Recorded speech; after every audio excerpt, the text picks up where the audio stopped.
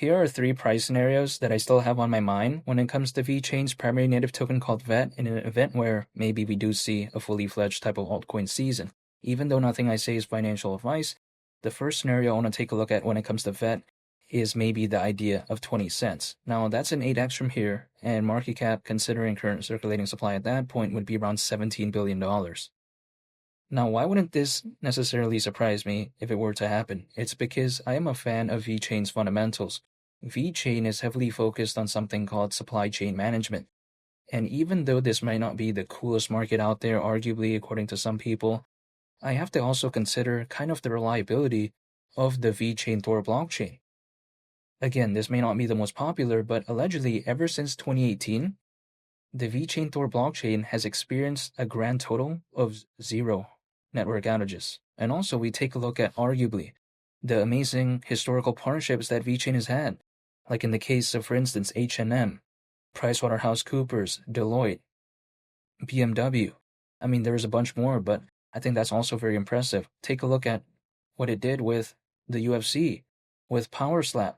So I think VeChain, even though it might not have the most hype, I do like what it's doing. Its partnerships, historically, I'm very impressed with that. I like its fundamentals. I like the market it's focused on, the VeChain Tor blockchain. I like its reliability. And just a side note though, when it comes to VET, again, it is the primary native token of the VeChain platform, but we do have something else called VeTho. And when it comes to VeTho, it's basically kind of like a gas token of sorts. That's the way to take a look at it. And VeTho does stand for VeChain Thor Energy. And yeah, you heard that right. I'm talking about like actual like Thor, like, you know, the spelling in terms of like the Thor, the superhero, which I think is pretty cool. But even besides that point, overall, I do like VeChain, and it's a pretty established project, good fan base, good exchange listings when it comes to VET. And overall, again, I do like the project's vibes overall. And at the idea of maybe 20 cents, that really wouldn't surprise me if it were to maybe even happen. Now, the second price scenario I want to take a look at is 25 cents. A 10x from here, and market cap, considering current circulating supply, would be nearly $21.5 billion. Well, some people out there, they may kind of think, okay, around a 10x, who cares about that, right? However, what is Bitcoin or Ethereum going to do in the next 6 months, arguably? Like if Bitcoin went to 300 grand, that's less than a 3x from here. If Ethereum went to 10 grand, that's also less than a 3x from here, right? I'm not saying there's any guarantees, because I don't think there's any guarantees, but then at the same time, just the idea of less than a 3x doesn't really excite me. And also a market cap of around 21.5 billion, give or take. It's nothing necessarily, I think, too ridiculous in my mind, at least, because we've seen like Dogecoin reach over 80 billion. We've seen BNB reach over 100 billion, and Dogecoin reached like that market cap back in 2021. So I'm not saying that this is something I think that is too outlandish, but again, only time will tell.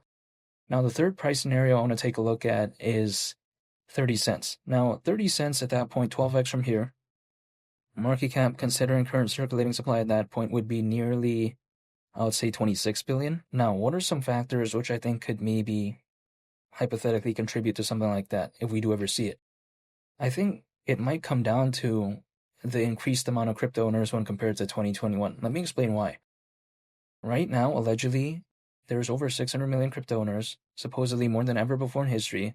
And in the peak of the 2021 bull run, we saw around 300 million crypto owners. So that's way more. We take a look at Bitcoin ETF, Ethereum ETF. Now again, I do not hold any Ethereum, I don't hold any Bitcoin, but then at the same time, I think it can't be denied that when it comes to the ETFs, I would say that it's pretty bullish overall. So when I take a look at factors like that, again, maybe 30 cents wouldn't surprise me. However, some people like to ask me, how soon? Now, I do not know the future, but at least I can take a look in the past. Historically, we've seen altcoins usually as a worst-case scenario peak around a year and a half after a Bitcoin halving event, which would actually mean around October this year, because the last one, or should I say the last Bitcoin halving event happened in April of last year. So again, we add a year and a half on top of that, October this year. But then, I don't think it's going to be this set date or something like that, because it is based off history. I mean, it could be different this time around, if it ever even does. Like, who knows, maybe November, December, Q1 of next year. There's a lot of different factors, but to me, whenever that does decide to happen, if it ever does, I just want to keep things simple. Dollar cost averaging, holding, and just waiting, and just preparing for a moment in time when it does something. That's the way I take a look at it. I mean, there's really nothing more to that to me.